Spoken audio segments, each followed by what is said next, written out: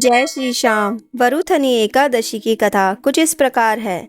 युधिष्ठिर बोले, हे भगवान, मैं आपको नमस्कार करता हूँ।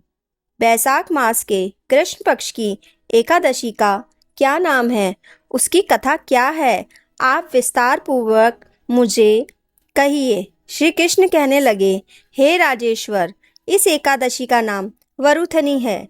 यह सौभाग्य देने वाली है और सब पापों का नाश करने वाली है। अंत में यह सबको मोक्ष देती है। इसकी कथा यह है कि प्राचीन काल में नर्मदा नदी के तट पर मांधाता नामक राजा राज्य करता था।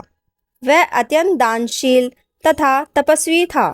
एक दिन जब वह जंगल में तपस्या कर रहा था, तभी न जाने कहाँ से एक जंगली भालू आया और राजा का पैर चबाने लगा।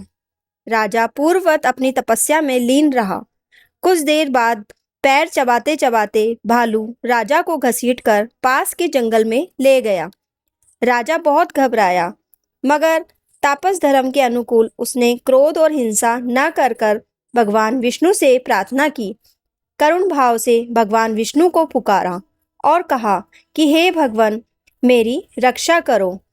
तो उन्होंने चक्र से भालू को मार डाला और विष्णु जी प्रकट हो गए।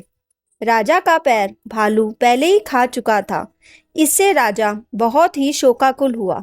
उसे दुखी देखकर भगवान विष्णु बोले, हे वत्स, शोक मत करो, तुम मथुरा जाओ और वरुथनी एकादशी का व्रत रखकर मेरी वराह अवतार मूर्ति की पूजा करो।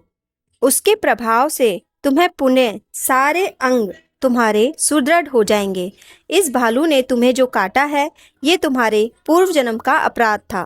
भगवान की आज्ञा मानकर राजा मांधाता ने मथुरा जाकर श्रद्धापूर्वक वरुथनी एकादशी का व्रत किया और भगवान के वराह अवतार की पूजा की। इसके प्रभाव से राजा शीघ्र ही पुनः सुंदर और संपूर्ण अंगों वाला हो गया। इसी एकादशी के प्रभाव से राजा मांधाता स्वर्ग गया था। जो भी व्यक्ति भय से पीड़ित हो, उसे वरुथनी एकादशी का व्रत रखकर भगवान विष्णु का स्मरण करना चाहिए और भगवान विष्णु की पूजा पाठ करनी चाहिए। इस व्रत को करने से समस्त पापों का नाश होकर व्यक्ति को मोक्ष मिलता है और उसके सारे कष्ट दूर हो जाते हैं। ओम नमो भगवते वासुदेवाय।